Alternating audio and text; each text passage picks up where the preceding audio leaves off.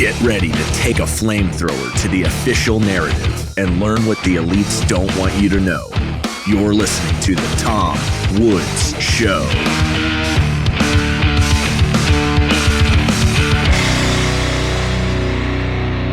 Hi everybody, Tom Woods here. It's episode 2605 of The Tom Woods Show, and I'm joined by Ed Feser, one of the smartest people I know. And as you folks know, as given that some of you have listened to 2604 episodes of The Tom Woods Show, I know a lot of smart people. But Ed just knocks my socks off in terms of his coverage of so many issues of importance. He knows so much about so much. He's not a mile wide and an inch deep. He's a mile wide and a mile deep. A really, really impressive guy, professor of philosophy, author most recently of Immortal Souls, a treatise on human nature, as well as numerous other books. He has a book on Aquinas. He has a book on philosophy of mind. He has a book, 5 Proofs of the Existence of God. And if you go into this thinking, oh, well, you know, I've read a few articles by such and such guy, I can take all Ed Feser on. No, you can't. I'm just letting you know that right now. But I want to talk to Ed in particular, and then we'll just see where the conversation goes, about this whole mess a few weeks ago involving Vice President JD Vance, who made what seemed to the rest of us to be a fairly innocuous statement to the effect that we don't owe the same obligations to complete strangers that we do to people who have one or another kind of connection to us. That's the way everybody lives his life. And if you don't live your life that way, we mock you for it. And yet people treated him like they acted like they had never heard this before. What kind of novelty out of the middle of nowhere was this? And I watched old Ed Feser, who is, you know, in these situations, he's the guy out there trying to tell everybody, look, here's the common sense answer, people. Come on. And not only is it the common sense answer, it's the consistent answer of Christian social thought for 2,000 years, in case anybody thinks that's relevant. So Ed, welcome to the show. Thanks for having me, Tom. I appreciate it. And I appreciate your very kind words. I hope I can live up to them. Well, I don't know, but I just couldn't help it. I've been waiting to have you on. I think there was a time some years ago where I was going to have you on, and then it didn't quite work out schedule-wise, and then it just didn't happen. And then I just thought, doggone it, for heaven's sake, I'm at 2605. That's the episode for old Ed Feser, 2605. So when JD Vance was called on this, he said, Google ordo amoris. So that is to say, the idea that there is, in effect, a series of concentric circles that move outward from your household out into the rest of the world. It's not that we have contempt for people who are complete strangers. Right. It's that if my child is ill, I shouldn't be in Uganda at a hospital there. You know, that's more or less what's being said here. So what was the exact context of this? Well, the context of this was the debate over Trump administration policy on immigration and the beginning of some deportations of some people who had, come into the country illegally, especially over the last 4 years when the Biden administration didn't enforce our immigration laws and created this huge crisis. And it was inevitable that when you create a crisis of that scale, that absolutely any remedy that someone tries to introduce in order to resolve the crisis is going to seem draconian and is going to be pilloried as such and so on. So it's in that context that the vice president notes that, well, it's a mistake to think that the United States or any other country for that matter, this isn't a specifically American thing, this is a universal point that applies to any nation. Yeah. A mistake to think that the United States, even though it has certain duties to immigrants, and any Catholic would acknowledge that nevertheless the duties are not as strong as they are to a nation's own people, because there is, as he referred to it, this ordo amoris, or this order of charity, where given that we are, as both the best of ancient pagan philosophy and traditional Christian philosophy affirm, we are social animals rather than just isolated individuals. But we're social animals in the most immediate sense insofar as we come into the world in the context of a family. And we're formed socially as well as provided for materially most directly by our families. So the strongest obligations we have are those to our fellow family members, to our children, to our siblings, to our mother and father, and so on. And then as we go out into larger social formations, you get from the family to the local community, we still have obligations to them as well. but they're not as direct or as strong as the ones we have to our family. And then when we move out to the sphere of the nation, we also have obligations, but they're also less direct and less strong. It doesn't mean they're non-existent. It just means that we first meet the needs of those closest to us, and then we meet the needs of those farther out. And eventually in this set of concentric circles, we get to mankind in general and other nations. We absolutely do. Nobody's denying that. But nevertheless, those duties are weaker and less remote than the ones to those more close to us. Now, this is something that the Western tradition in philosophy holds to and has back to the ancient Greeks. It's something you see in other traditions such as Confucianism, and then Christianity, because in Christianity, grace, or you might say which would include certain moral duties that are specific to us as Christians, grace does not smother nature or replace it. It builds on it.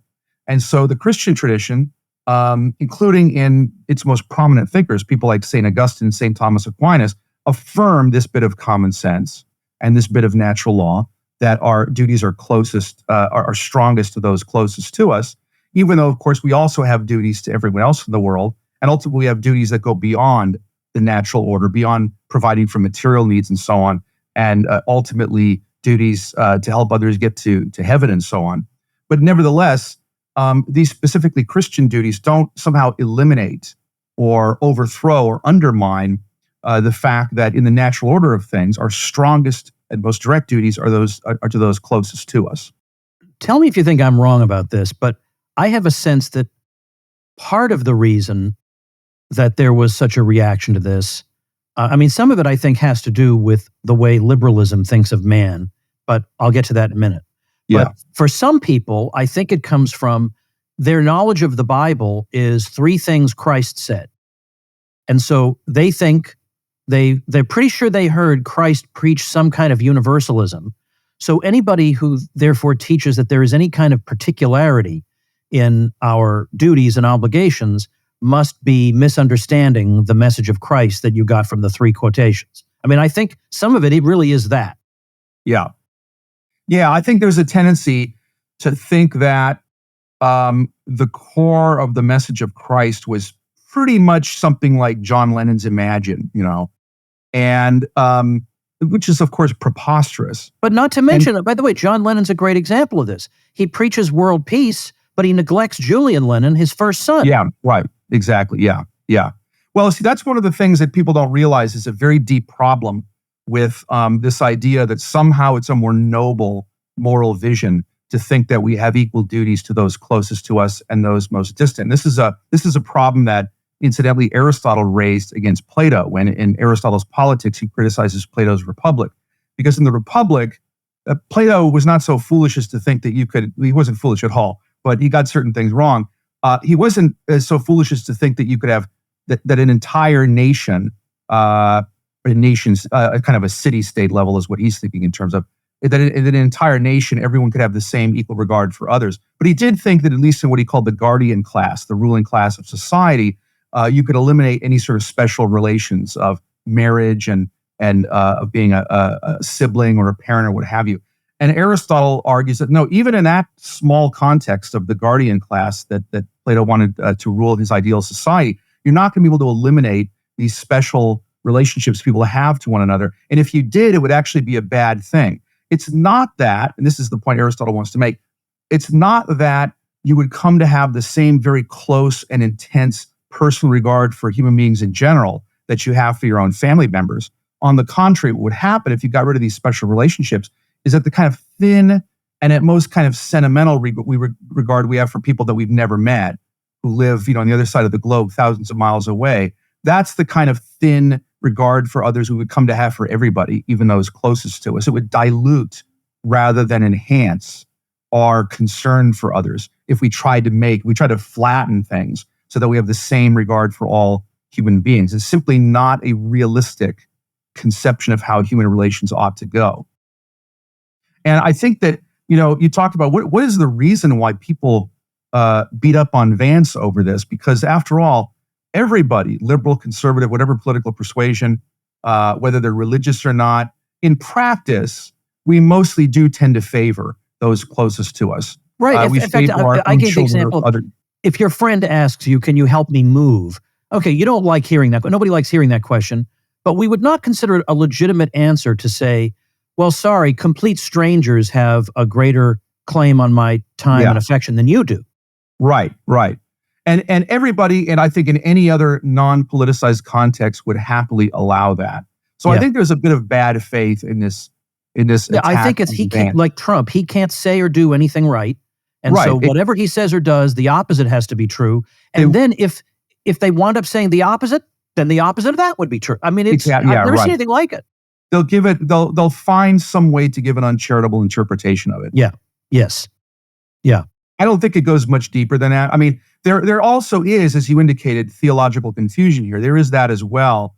But the thing is that theological confusion doesn't keep people, say, from preferring the well-being of their own children and family to that of others in ordinary contexts. And yet in this context, again, they beat up on Vance. So in that case, I think it's not merely that they're confused, though it's part of that. I think it's they don't like the guy and they want to give his words the most negative construction they can. All right, we get it. We're supposed to buy gold and silver. But when you do, why just let your gold and silver sit there like lazy bums? My own gold and silver is a little more ambitious than that. While everybody else's gold and silver is just sitting around, mine is earning me interest, paid in more gold and silver, thanks to my account at Monetary Metals, which I have had for about 2 years. Monetary Metals is revolutionizing how to invest in precious metals while gold prices continue to increase in value. Join thousands of investors all over the world who earn interest on gold and silver every month with Monetary Metals. Not only can you store your gold safely for free, but you can earn 2% to 4% on your gold, paid in more ounces of physical metal in their gold lease offerings. Our old friend Jeff Deist, in fact, formerly at the Mises Institute, is now with Monetary Metals. Go to monetary-metals.com/woods to learn more. That's monetary-metals.com/woods. I don't remember the name of the man, but some random commenter in that thread with Vance, was arguing against him, arguing against the kind of ideas that we've just described here. And Vance, who is quite, confrontational, I'm not sure that's exactly the word I'm looking for, said, so-and-so, whatever his name was, the problem here is that so-and-so thinks he has an IQ of 130, but he actually has an IQ of 110. And that this is one of the problems with our elites that's gone back quite a ways. And that is exactly a lot of times what's been going on. But now let me ask you a more fundamental question about this. Because I know, I think more or less where you stand on a lot of issues. And I wonder if you would say that there's something different in the way modernity looks at who man is, as opposed to the medievals and the ancients, in that they generally would initially think of him, they being the medievals and the ancients, would think of him as having his identity in a place or his identity within a web of relationships. And they don't think of him as a mere abstraction that we could they wouldn't even think we could think or theorize about him denuded of these identities that he has as a father, a brother, a friend, a son, a neighbor, a citizen of Athens, or whatever it is. But that when you get to the modern world and you have liberalism thinking about mankind, thinking about the state, they begin with a bunch of individuals who are contracting to protect individual rights that they have. And it's not clear where in that picture do natural obligations fit in, because we're not looking at a person as a husband, a father, a son, a brother, a neighbor. We're looking at him as an isolated atom. And what tends to happen when you look at him that way is that we tend to denigrate the natural obligations that he has because we think of him instead as just a generic human being. And so why wouldn't he have equal obligations to every other generic unit called a human being? Am I more or less on the right track? Yeah, I think you absolutely are. And so to expand on that, the way I would account for this is that there's a kind of latent, implicit Hobbesianism, or maybe in a softer version, Lockeanism, even in the thinking of people who see themselves as opposed to that tradition, that kind of radical individualist tradition that goes back to early modern philosophy. So that, take Hobbes' account, and Locke's as well. This is something they have in common. On their account, human beings in the state of nature, in our natural condition, have no political or social obligations to one another. Each of us is his or her own king or queen, right? And we come to have any social obligations at all only by way of a social contract. We agree, we consent, at least implicitly, to sign on the dotted line of this contract, and that's what creates obligations to others. But apart from those, we don't have any whatsoever. But then once we come to have them, it is the community as a whole, however large we conceive that community as being, the level of a city or an entire modern nation state, or indeed the entire globe, say, that becomes the basic social unit. So the intermediate levels of family and local community and church and all that kind of disappears, and you have what started as isolated atomistic individuals, and that model is replaced by this gigantic kind of Leviathan, as Hobbes famously calls it, where the state is this aggregate of all these social atoms, as it were. So that modern people they start with this model that's essentially individualist, but even when they, as human beings would naturally do, tend to kind of feel discomfort with that, they tend to boomerang to the opposite extreme of what's essentially a collectivist or a socialist model of human social relations, where our social obligations become the same to everyone throughout the globe. Because on this model, why would there be any rational grounds for making a social contract just with the people around you, as opposed to the larger nation or indeed the entire world? So the middle level it disappears. It comes to seem arbitrary, because the family is obviously not the result of contract. Nobody explicitly or even implicitly agreed to be in whatever family they find themselves, and they just find themselves in it. So if you're looking at the world through this essentially modern social political model, the family and other intermediate institutions come to seem arbitrary and irrational. And the only social formation that comes to seem to have any rationality to it is the biggest one you can imagine, mankind as a whole, the whole globe. That's who we implicitly have kind of made a social contract with. And I think this is this is how I would give a kind of philosophical articulation of what's implicit in the thinking of people who act like treating families and local communities and nations as if they have a special hold on us, that's somehow arbitrary and irrational. Implicitly, there's a kind of Hobbesian, Lockean, radical individualism underlying that thinking, I would argue. I know that in the libertarian world, there are a lot of people who say they're individualists, and I think they don't even really understand what they mean by that, because almost every one of them belongs to something that they cherish. What they really mean to say is, I don't want to be part of an artificially created collective. But we don't say that because I love my family, I'm a collectivist. I mean, that would be an incredibly dumb thing to say. Right. But it is legitimate to say, if the Soviet Union says you are now a Soviet man, that's an artificial collective, and I have got nothing to do with that. So these are important distinctions to make. But also, what would you say, though, about people who say, you can point me to quotations from Augustine and St. Thomas and a great many other people supporting, the social philosophy you've just put forward. But if I go through the New Testament, it seems to me, yes, I know I can find in 1 Timothy a reference to having special care for those of your own household. So we do see some reference to that. It certainly seems to me like what's happening is that the words of Christ are just very, very difficult to implement. So as not to discourage people entirely, we have quote unquote Christian social thought, which explains them all away. It says, well, it may sound like he's saying X, but he's not really. He's actually saying Y. Yeah. How would you respond to that? Well, it's very easy and very commonly done to abuse the words of Christ, and often by people who would criticize traditional Christian theologians for, quote, proof texting. So if someone with traditional theological views appeals to Scripture, the response is, "Oh, you're just proof texting. You're reading Scripture simplistically and just pulling out verses that seem to support your case." But then, if it's some progressive cause and they appeal to something Christ said, suddenly proof texting is okay, and just citing some isolated remark of Christ's stripped from context somehow settles the case in favor of whatever it is, open borders or whatever. So there's a kind of inconsistency there. But one of the problems here is that what people forget is that Christ was talking in a very specific cultural and religious context.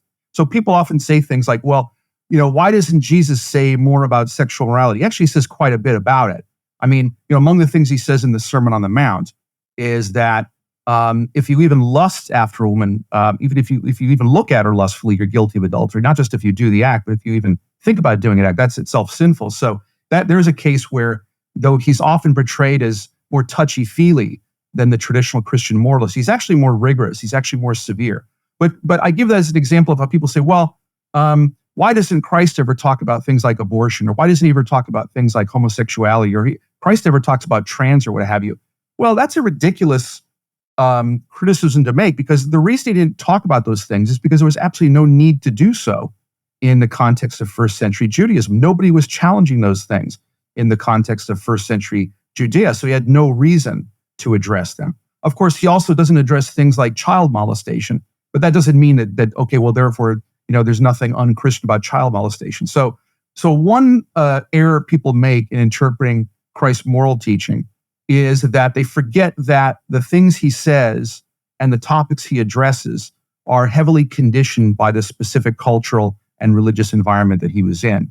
Another thing people forget, though, or they forget this selectively because they know it in some contexts and they ignore it in other contexts, is that he often says things in a very striking way in order to, say, get the listener's attention, but where he doesn't necessarily mean what he says in an unqualified sense. So, for example, if he says, when he says, if your right hand causes you to sin, cut it off, nobody thinks that, well, we really ought to be cutting off our right hands, if we're tempted to some sin that would be related to the hand, because after all, Christ taught that. Everyone would say, well, he's being hyperbolic, and it would be silly to pretend otherwise. But the same thing's true when he says things like, if anyone wants to follow me but doesn't hate his own mother and father, say, then he cannot be my disciple. Obviously, he doesn't mean you should literally hate your mother and father. And there's absolutely nothing in what he says that would imply that somehow your duties to your mother and father are no greater than they are to the perfect stranger. That's not what he's saying. What he's saying, rather, is that even though we have by nature a special attachment to our mother and father, and even though our obligations are closer to them and our affections are closer to them, and all that's perfectly good and natural, our obligations to God are higher still. So if they ever do come into conflict, and hopefully they won't, but if they ever do come into conflict, then we'd have to prefer God to man. We have to prefer Christ even to our own mother and father. That's the point he's making there. He's not making some statement about immigration policy or something. It's ridiculous. So this is another error people make, is they ignore the fact that Christ is addressing specific issues at a specific time and place, and that he often speaks in hyperbole.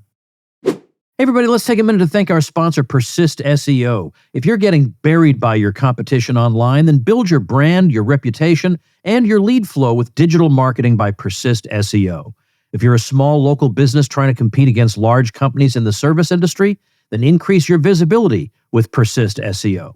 What if you have low or no leads coming in on a consistent basis? Well, then website search engine and conversion optimization can help move the needle to a more prosperous business model for you. Are you tired of cold calling and networking? Use your website as a lead generation engine. What if you're not showing up for your services in the search engines? Well, get found with Persist SEO Expert Search Engine Optimization. All you have to do is call 770-580-3736 or visit them at ineedseo.help for a free website audit and consultation. That's 770-580-3736 or ineedseo.help. I want to shift gears a little bit because I want to just pick your brain about something you know a great deal about, which is the field of philosophy. And I want to see if there's any analogy to be made with my field of history, particularly as we see it today. So for the time being, we'll leave aside wokeness and that matter. Maybe we'll get back to that. But in the field of history, there are a certain number of subfields, of course, and some of those in my field have gone out of fashion. So, for instance, so if you were to look at the job openings in academic publications, you just won't see job openings in these fields. For example, the subfield of diplomatic history, that's just fallen into disfavor, or intellectual history, likewise. Or certainly military history. There's just no There's no institutional interest in it at this point. So I'm wondering, is there any analogy to that in your field? Are there, like, for example, in economics, the history of economic thought has been long fallen into disfavor. But I assume that the history of thought and philosophy has got to be a major part of your field. So are there any subfields of your field that have fallen into disfavor for any reason? Well, I would say that it's difficult to say. There are countervailing currents. So let me give you an example. I would say that in certain sectors in mainstream academic philosophy of religion as a subdiscipline has come into greater disrepute or is regarded with less respect than it would have been even 20, 30 years ago when, I would say 40 years ago plus, there was kind of a renaissance of the field. And it was regarded as something, okay, yeah, a philosophy department should have somebody who's an expert in that area and so on.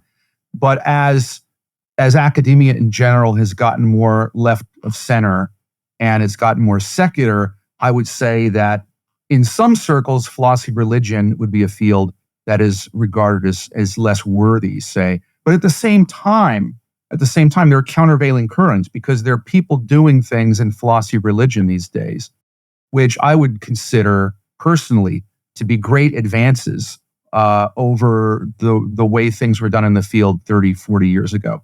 So, for example, as you know, Thomism and scholastic philosophy are of special interest to me.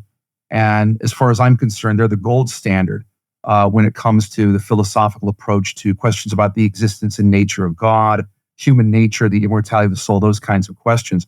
And there's been a kind of tremendous renewal of interest in scholastic thought, in Thomism in particular, and so on, within academic philosophy. It's definitely still a minority interest, but nevertheless, it's got a visibility and it's got a number of people of very high caliber working in it today that is much greater than you would have seen, I think even 10, but certainly 20, 30 years ago.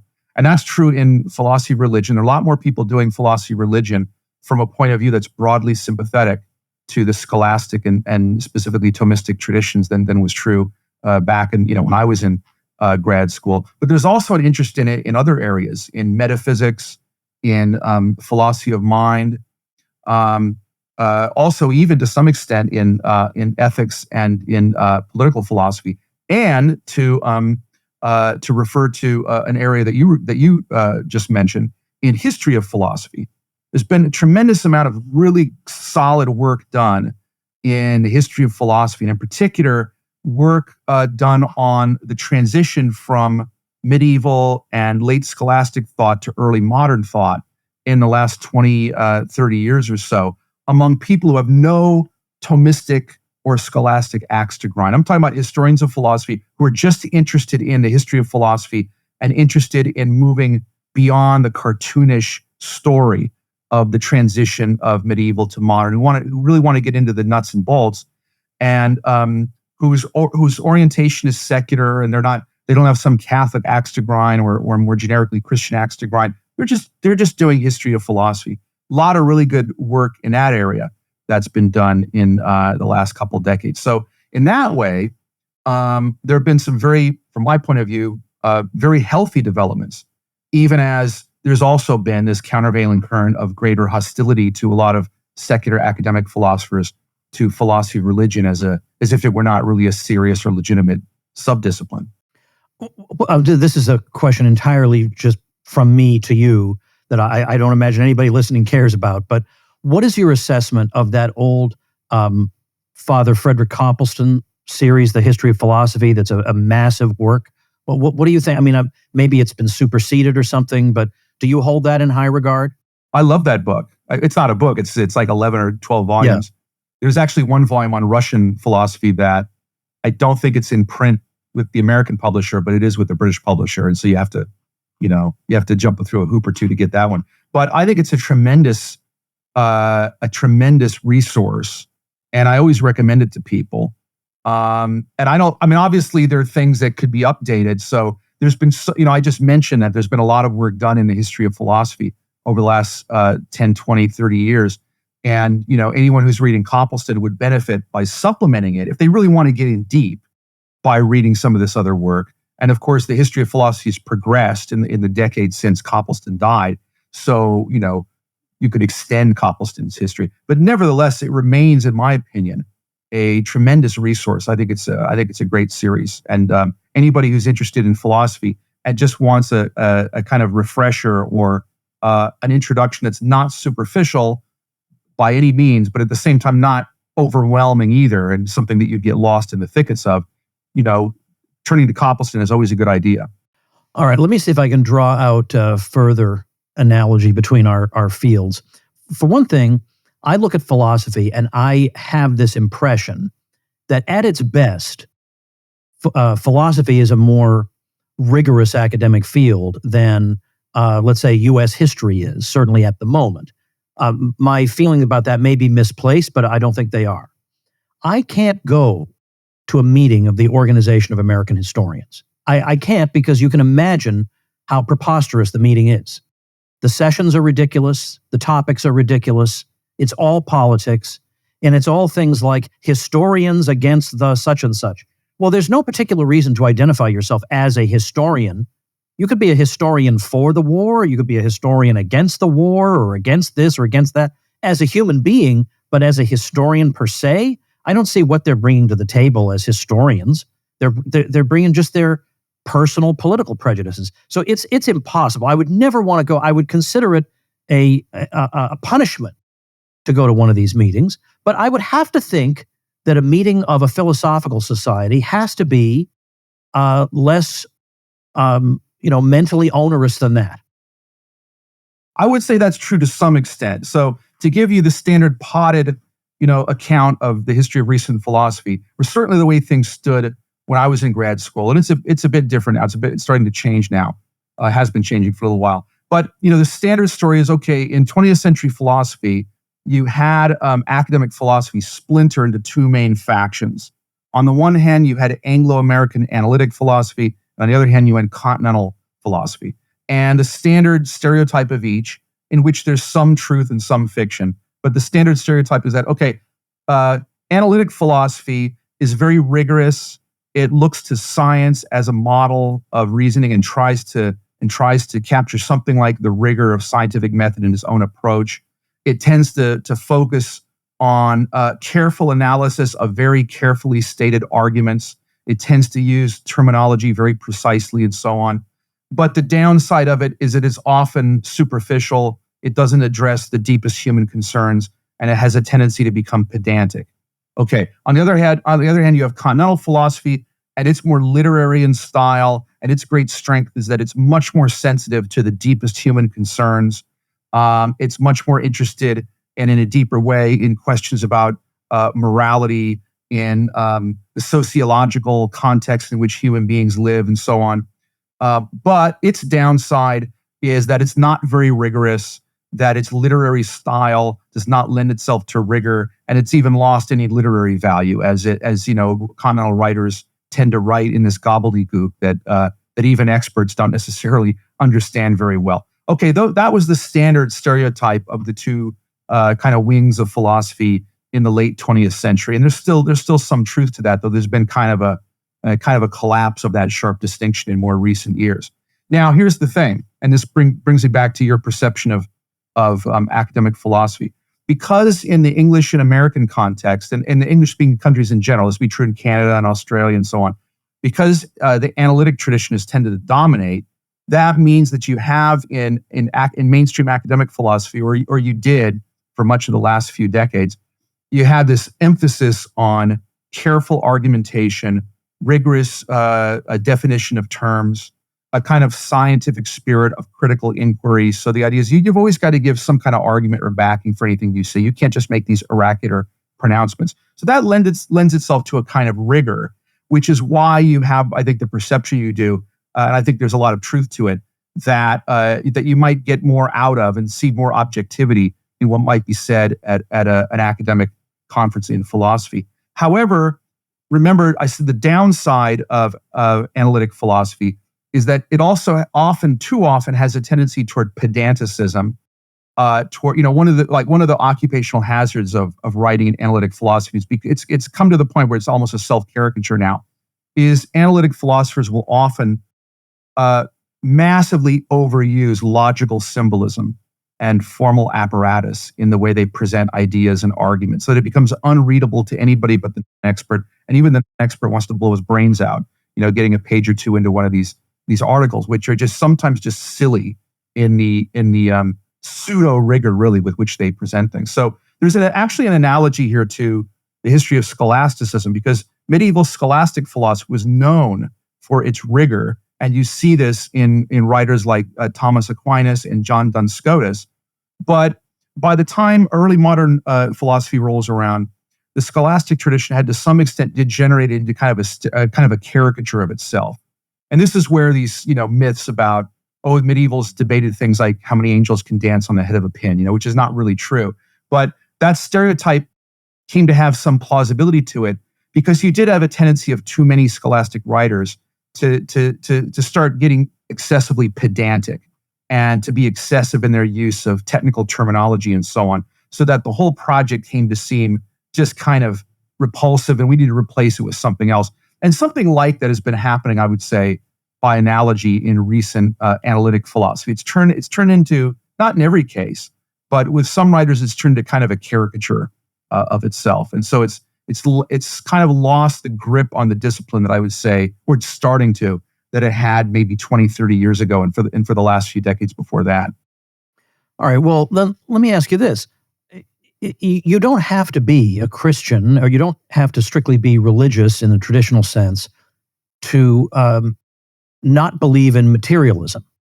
You could say that maybe I don't know what the ultimate answer is, but I do know that, for example, reason itself and the reasoning process can't possibly be a material thing. I don't know what it is, but it can't be explained entirely by mere matter. I know that. But given how polarized society is, has it become the case that in philosophy, if you are not a materialist, this would be viewed like, is there a bias toward materialism in philosophy? I guess that's what I'm driving at. Yeah. Well, I would say there has been a bias toward it in since at least, say, the 1930s and 40s, say. There's been a strong bias toward it. And sometimes the preferred label changes, So at one point, materialism was the preferred label, then physicalism was the preferred label. The idea being that what's real, or the gold standard of what's real, is what physics tells us is real. And in recent decades, the preferred label has been naturalism, that what's real or what's knowable is what natural science tells us about. And if you can't somehow justify it by means of the methods of natural science, which might include more than physics, then we have no reason to believe in it, say. But yeah, there's long been a bias in that direction, I would say, in mainstream academic philosophy, at least in the Anglo-American analytic philosophy context, which is, tried to model philosophy on science. But at the same time, in recent decades, even that's been changing as well. And there's a much greater visibility of challenges to materialism among mainstream philosophers. The challenges come from different directions, and they're not, but by no means are they always or exclusively religious in nature. Very often they're not. So you have people challenging materialism or naturalism or whatever you want to call it from the point of view of panpsychism, say. I mean, that's, panpsychism, the idea that mind is everywhere, that mind in some sense pervades the material world. That is gotten more attention and been taken more seriously in recent academic philosophy than it would have been, say, back in the 1980s. So that constitutes one sort of challenge to naturalism. And then you have another example would be that you see in thinkers like the late Jerry Fodor or Thomas Nagel, who's taught for many years at New York University, challenging from an atheistic point of view. They're both very hardcore atheists, but challenging the sufficiency of Darwinian explanations in biology. So Fodor wrote or co-wrote with a biologist, I think, a book-length critique called "What Darwin Got Wrong," where he argues he's not arguing against evolution, but he's arguing against the adequacy of Darwinian accounts of how evolution proceeded. Thomas Nagel, in his book Mind and Cosmos, about, must be like 10, 15 years ago now, But this book got a lot of attention, a lot of pushback at the time. But in his book, Mind and Cosmos, he argues that the kind of standard, what he calls neo-Darwinian materialist view of the world is not adequate to account for a number of features of reality, including the reality and objectivity of morality, including human thought processes, including consciousness. And Nagel argued, even though he's a very hardcore atheist, he argued that philosophers need to be open to reconsidering Aristotle's philosophy, something like it, maybe a more secularized version, because Aristotle, of course, argued for the existence of a divine unmoved mover of the world. But so Nagel doesn't want to take that on board. But other aspects of Aristotle's philosophy, which would affirm the reality, for example, of teleology or final cause or purpose built into the very nature of the material world, Nagel argues, well, we need to reconsider that. Now, that's still a minority view, but you wouldn't have heard such things when I was an undergrad in the 80s and a grad student in the 90s. You just wouldn't have heard that really coming from a big name like Thomas Nagel or a big name like Jerry Fodor. But you do hear those things more frequently in recent decades. And so, yeah, even though naturalism or materialism is still kind of considered the default position, there are much greater challenges to it, more visible challenges to it than there were when I was a student. Is somebody like you taken seriously if you make a non-materialist argument? It depends on whose attention you're trying to get. So you get writers like the late Daniel Dennett, who never met a non-materialist argument that he would not, and he wasn't happy to dismiss or just not listen to. Dennett was somebody who I would say, even though he could be very clever at times and he had some interesting things to say, when it came to the basic classic debate between materialists and their critics, I don't think he was terribly interesting. I think he was repeating talking points that he learned when he was in grad school. So with some thinkers, they're just not going to take seriously a challenge to the conventional, metaphysical wisdom, as it were. But others do. And I mentioned two names, Jerry Fodor and Thomas Nagel, very prominent in academic philosophy, but who were very willing to consider the arguments of critics and were convinced that, there's something to these arguments that criticize the naturalistic conventional wisdom. So I would say that it remains the case that there are large swaths of academic philosophy whose ears are closed to those sorts of arguments, but not as many now as there were, say, 30, 40 years ago. There is a lot of change in a positive direction. Let me put you on the spot and ask you, can you share with us, explained for a reasonably intelligent layman, maybe one argument or one aspect of life where a naturalist explanation fails and a non-materialist explanation is superior? Well, I mean, spelling this kind of argument out gets somewhat technical. It's interesting, just to digress for a moment, that I've found that arguments for the immateriality of the soul and the immortality of the soul are actually more difficult to formulate in kind of a popular fashion than arguments for God's existence are, for whatever reason. So that's a little caveat. Okay, so that's tricky. But yeah. Maybe something like the what you were saying with Nagel, the thought process. Yeah, well, certainly. I mean, there are several basic points that I think can be stated fairly straightforwardly in a non-technical way. And here's one of them.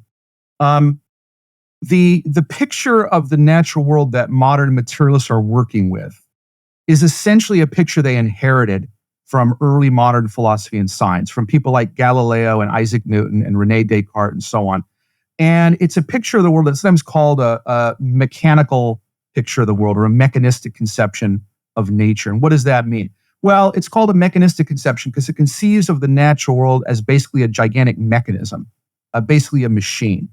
And one of the hallmarks of a machine, at least as it was understood in those days, is that it operates by basic brute push-pull causation. So if you're trying to understand how a clock works, for example, at the end of the day, the idea is that, well, a clock is really just bits of metal pushing and pulling against one another. You wind this spring up. As the spring unwinds, it starts moving this gear, which moves that gear, which moves other gears, and that moves the hands on the clock and so on.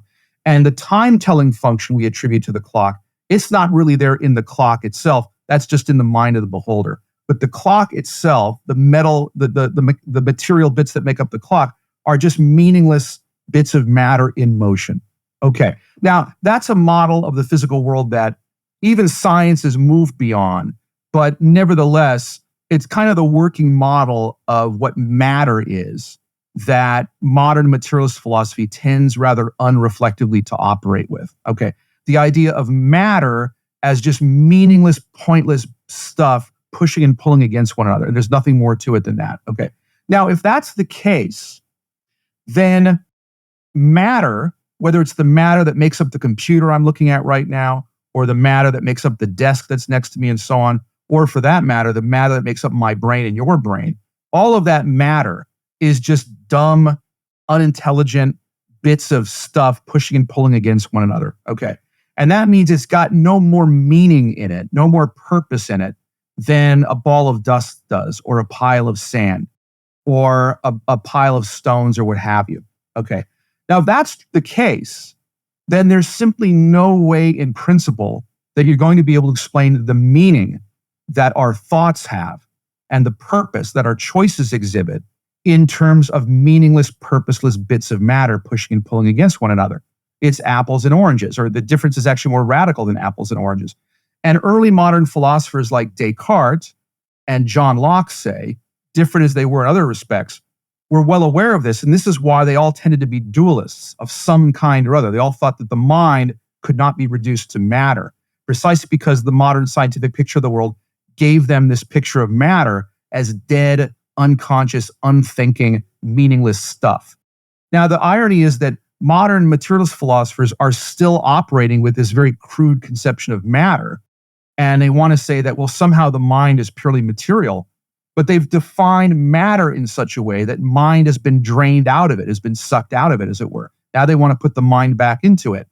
And people sometimes wonder, well, why is there still such a thing as a mind-body problem? Why is, even though academic philosophers still tend to be materialists, they would all acknowledge that no one has really satisfactorily answered every question about how you're going to reduce mind to matter.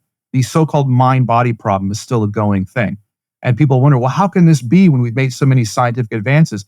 And I would say, well, it's not just me who says this. I would say, well, it's because the conception of matter you guys are working with has deleted mind from it. It's deleted meaning, purpose, everything that's characteristic of human thought and action from matter. So of course you're not going to be able to reduce mind to matter. Here's an analogy I've often used. Because people often say, well, how could the human mind be the one thing that escapes scientific explanation? I'd say, well, it's not the one thing, but even if it were, there's a good reason why it would escape explanation in modern scientific terms. And the analogy I like to use is this, that suppose you're trying to clean your home, and you go room by room and start sweeping all the dirt in each room into a little pile. And then you sweep that pile into the hallway, and there's a rug there, and you sweep the pile under the rug. Okay, so okay, I got rid of the dirt in the living room. Now let me go to the master bedroom. And you do the same thing. You sweep all the dirt into a little pile, and then sweep that into under the rug in the hallway. And so you do all the rooms, and now you've got this big pile of dirt in this rug in the hallway. And someone says, well, that's great. You've cleaned up the rest of the house that way, but how are you going to get rid of the dirt under the rug? Suppose I said, well, I'll just use the same method that I used everywhere else. I'll get rid of the dirt under the rug by sweeping it under the rug. Well, obviously that makes no sense. That the method that worked for every other room is not going to work for the rug itself by definition. Okay. Now, in the same way, the way modern science has tended to explain other things is by taking every feature of the world that seems some way to depend on the mind and saying, well, it's not really there in the physical world at all. It's only in the mind. So for a classic example would be, for example, temperature, right? So the idea is that if you've got, this is an example early modern philosophers like to use, if you got 3 buckets of water, one of which is at 110 degrees, the other of which is at 50 degrees, and a middle bucket is at room temperature. If a guy's got his hands soaking in the first bucket, another guy's got his hands soaking in the cold bucket, they both put their hands in the room temperature bucket. To one guy, it's going to feel warm. To the other guy, it's going to feel cold. How can the same water be both warm and cold? And so what modern science says, or the standard philosophical interpretation of modern science says is, well, heat and cold then, as common sense understands in the feel of heat and cold, are not really there in the water. as a material thing. They're only in the mind of the observer. And the same thing turns out to be true, so it's argued, for color and taste and sound. All these things, as common sense understands them, are not really in the material world, but only in the mind. So the way modern science has tended to explain things is by taking any feature of the world that does not fit the scientific model and relocating it into the mind. The mind becomes this holding tank. It becomes basically the rug under which we've swept everything that doesn't fit the modern scientific mode of explanation. But if you're gonna explain things that way, then you've made, by definition, the mind the one thing that's not going to be explainable by way of the same method. Just as, you can't get rid of the dirt under the rug the same way you got rid of it everywhere else, namely by sweeping it under the rug. So in this way, it's the conception of matter that modern philosophy inherited, that contemporary philosophy inherited from early modern philosophy and science, that makes materialism so difficult to establish, that makes a materialist account of the human mind so difficult to make work. What would you say? So your book, Immortal Souls, a treatise on human nature, that's the full title? That's it, yeah. Would you describe that as like your most systematic presentation of, I don't want to describe it as your set of opinions, because you wouldn't really describe it that way. Would you describe it as like a Thomist synthesis of some of the major questions in philosophy? It is, yeah. And I mean, what I do in that book is, I apply a method that I've applied in other books. First of all, it's the longest book I've ever written. It's well over, I think it's like 540 pages or something. So it's quite a doorstop of a book. But that was intentional because I wanted to be as systematic and thorough as I could, because the issues connected to human nature are so various. There's so many of them that you have to address, whether it's the reality and irreducibility of the self, or the freedom of the will, or the difference between human beings and non-human animals, and so on, or the immortality of the soul. All of that I get into in the book. And so I am defending what's essentially a scholastic, Aristotelian, Thomistic conception of human nature. I'm definitely not just parroting what Aristotle or Aquinas says, because I give a kind of, in some ways, you might characterize as kind of a modern, not modernist to be sure, but modern twist on these things. I bring to bear lines of argument and analysis from recent philosophy that I think dovetail with what classic writers like Aristotle and St. Thomas were getting at. But yes, I do defend a basically Aristotelian Thomistic conception of human nature, but I do it in dialogue with what's going on in contemporary academic philosophy. And I try to address all the main lines of argument existing in the literature today, so as to give a thorough defense and exposition of this more classic traditional conception of human nature, and show that it's entirely defensible by the standards of the most rigorous contemporary academic philosophy. Well, I do want to let you go because this is longer than I promised I'd keep you, but what would be your pithy response to, let's say, somebody on a popular level who would say, you are dealing in things that can't possibly be proven. You can't prove to me that I have an immortal soul. And so therefore you can't develop a theory of human nature based on that. Well, I would say that anybody who says that, if they're not just being dogmatic and just begging the question against the sort of position that I'm taking, which I think they would, they're assuming the very thing that they should be trying to prove. Because of course, my book claims to precisely to demonstrate, show that the human intellect is immaterial or cannot be reduced to matter, and that opens the way to the immortality of the soul. There's an aspect of human nature that survives the death of the body. So someone would have to actually address those arguments and show where they go wrong, if they go wrong. It's no good just to kind of wave your hands and say, oh, that's the kind of thing that can't be demonstrated. But if they're not just begging the question that way, or just assuming the very thing they should be proving, then what they're probably doing is making certain philosophical assumptions that themselves are open to challenge. For example, if they say, well, the only thing we could really claim to know about human nature is what some branch of modern science would tell us, whether it's neuroscience or cognitive psychology or what have you.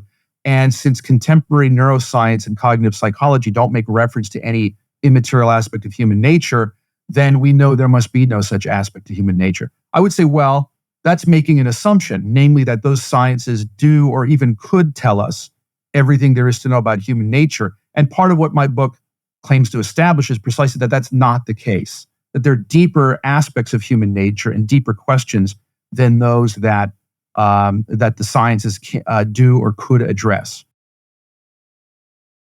Well, with that, I will call a halt to our engaging conversation. I think I really appreciate that we finally had an opportunity to talk, and I had an opportunity to let my audience know about you and your work, and you were able to share some stuff with us. As I say, I have not read this current book, but I'm very interested in doing so. So, Immortal Souls, a treatise on human nature, is available in all the usual places, I presume. Yes. Okay, and of course, I'll link to it in the description. It's a video description, also at tomwoods.com/2605, where you can find it there, as well as a couple other titles by Ed that I'll include as well. So, Ed, thank you so much for your time and for your insights. We appreciate it. Thank you. It was great to be on finally, Tom. Good to see you again. Thanks so much, Ed. And thank you, ladies and gentlemen. Make yourself and those you love less vulnerable to the regime, both mentally and physically. Get more forbidden information at tomsfreebooks.com, and be sure to subscribe to the show wherever you listen. See you next time.